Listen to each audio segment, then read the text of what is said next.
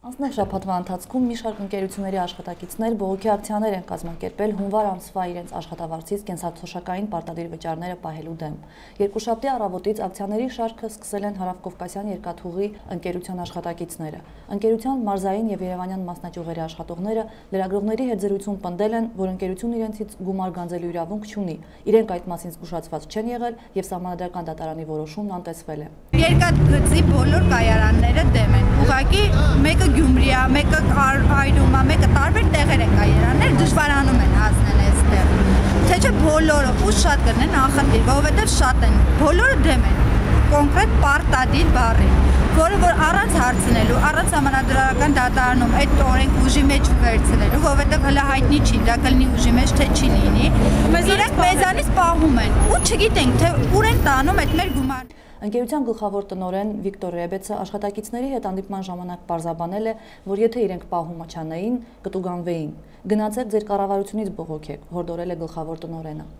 Նույն օրը Անուշ օպերայի դերասանները հրաժարվել են բեմ դուրս գալ։ Պատճառաբանությունը նույնն էր։ Ստանալով աշխատավարձերը, տեսել են, որ իրենցից պահվել են պարտադիր կൂട്ടակային վճարները։ Մենք էլ որոշեցինք մեր բողոքը բոյկոտելով արտահայտել, նշել են ներկայացման ժամին օպերայի բակում հավաքված երգիչները։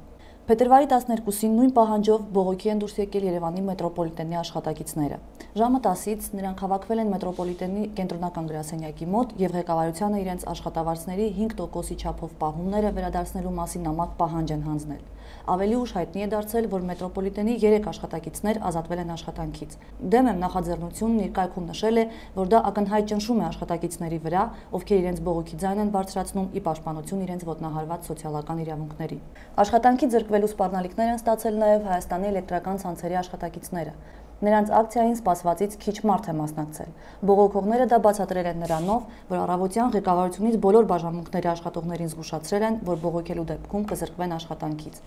Բողոքի ակցիայի մասնակիցների հետ բանակցություններ է վարել Էլ-ցանցերի արմիության նախագահ Արտյոմ Մուրադյանը, ով բացատրել է, որ աշխատավարձի 5%-ի չափով գանձված գումարները չեն փոխանցվել որևէ հիմնադրամի, այլ պահվել են առանձին հաշվի վրա։ Դրանք հիմնադրամներին կուղարկվեն այն դեպքում, եթե Սահմանադրական դատարանը հակասահմանադրական չհամարի կենսաթոշակների մասին օրենքը։ Հակառակ դեպքում գումարները խոստանում են վերադարձնել։ Մարտի 1-ին կայանալիք Հայ ազգային կոնգրես կուսակցության հրավիրած հանրահավաքի իրազեկման թռուցիկները բաժանելու ընթացքում փետրվարի 12-ի երեկոյան ոստիկանները բռնի ուժով բերման են ենթարկել ակտիվիստների եւ լրագրողների։ Ոստիկանության կենտրոնի բաժին բերման ենթարկված լրագրող Անի Գևորգյանը պատմել է, որ իրան ապտակել են խլելով հեռախոսը։ Լրագրողից արգրավել են նաև տեսախցիկը եւ հիշողության քարտերը։ Դրանք վերադարձնելուց հետո լրագրողը պարզել է, որ քարտերը դատարկ են։ ՀԱԿ ակտիվիստների իրազեկման ակցիան եւ լրագրողների մասնագիտական գործունեությունը խոչընդոտած ՀՀԿ-ականներից մեկը սպառնալիքներ է հնչեցրել մեկ այլ լրագրող Թեմինե Ենոքյանի հասցեին։ Սպառնալիքների պատճառն այն է, որ Facebook սոցիալական ցանցում նա տարածել է ՀՀԿ-ականների լուսանկարները, որոնք իրազեկման ժամանակ հարձակվել են ՀԱԿ ակտիվիստների վրա։ Հիմնականում բոլորը ուրեմն ՀՀԿ-ից էին, ագրարային համալսարանից եւ իրենց պաշտոնները, ասենք, վարժարանի փոխտնօրեն կամ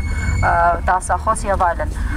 Առավոտյան ստացա մի շարք այսպիսի նամակներ, որ հեռացվեն այդ ֆոտոները, որովհետեւ այնտեղ պարզ երևում էր իրենց դեմքը, թե իրենք ովքեր են եւ ինչով են զբաղված։ Անդրադառնալով ակտիվիստների ոստիկանության բաժին տեղափոխվելու դեպքին, իրավաբան Արա Ղազարյանն Իպրեսի հետ զրույցում կարծիք է հայտնել, որ ՀԱԿ-ի ակտիվիստների գործը կարելի է առանց ներպետական միջոցները սպառելու տանել Մարդու իրավունքների Եվրոպական դատարան։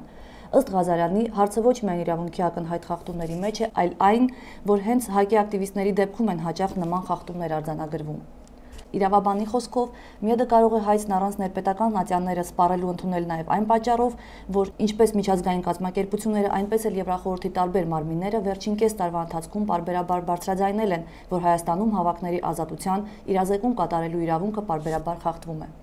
Ուրբաթ օրը մարտի 1-ի հանրահավաքի իրազեկման ակցիային արդեն մասնակցել են նաև այլ ուժերի ներկայացուցիչներ եւ քաղաքացիական ակտիվիստներ։ Հինգշաբթի կառավարության նիստին զուգահեռ ավանդաբար բողոքի ակցիային անցկացնում զոհված զինծառայողների մայրերը։ Այս անգամ մայրերը կարողացան զրուցել կառավարության շենքից դուրս եկած ՀՀ գլխավոր դատախազ Գևորգ Կոստանյանի հետ, ով խոստացավ ընդունել նրանց։ Զոհված լեյտենանտ Արտակ Նազարյանի մայրը Հասմիկ Հովհաննիսյանը դատախազին չի մոտեցել, զրույցն անիմաստ համարելով։ Տիկին Հովհաննիսյանը նշել է, որ Կոստանյանը շահագրգռված է ոչ թե հանցագործությունները բացահայտելու, այլ դրանք կոծկելու մեջ։ Իպրեսեյմի հետ զրույցում Հասմիկ Հովհաննիսյանն ասել է, որ դեպքերը բացահայտելու ամենաչնչին ցանկության դեպքում Կոստանյանն Արտակ Նազարյանի աղմկահարույց սպանության գործից գոնե մեկ էջ կկարդար։ Ինքը գլխավոր մարդասպանն է, որովհետև հովանավորում է մարդասպաններին, ասել է Տիկին Հովհաննիսյանը։ Ինքը ասելու բան չունի, ես նրանից սպասելի չունեմ, ես իրեն համարում եմ գլխավոր հանցագործ, ինքը գլխավոր մարդասպանն է, եթե մարդը մարդասպանին հովանավորում է, պարտադիր չի զենքով կրակի,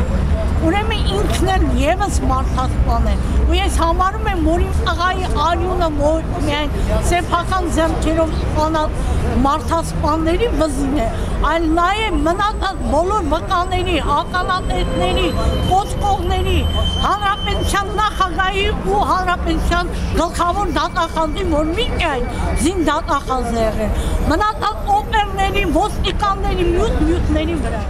Փետրվարի 13-ին Արարատի եւ Վայոց ձորի ընդհանուր իրավասության դատարանում շարունակվել է 35-ամյա Դիանա Նահապետյանի սպանության գործի քննությունը, որի ընթացքում հարցաքննվել է դատափորձագետը, ով հաստատել է տուժողին առանձնակի դաժանությամբ դանակի 21 հարվածով սպանած Վոլոդիա Մուրադյանը աֆեկտի տակ չի եղել։ Կողմերի հնչեցրած մի շարք հարցերից հետո դատարանը պարզել է, Մուրադյանը եղել է հոգեկան բարձր հուզական վիճակում, սակայն հանցանքը կատարելիս ամբողջովին գիտակցությունից զրկված չի եղել, այսինքն մեղսունակ է եւ գիտակցելով է կատարել հանցանքը։ Վոլոդիա Մուրադյանն ու Դիանա Նահապետյանը քաղաքացիական ամուսիններ էին, մոտ 8 տարի միասին են ապրել։ Աղջկա մոր Տիկին Վալյայի պատմելով, վեճերը նրանց մեջ անպակաս են եղել։ Կինն ասել է, որ վեճերի հիմնական պատճառը խանդն է եղել։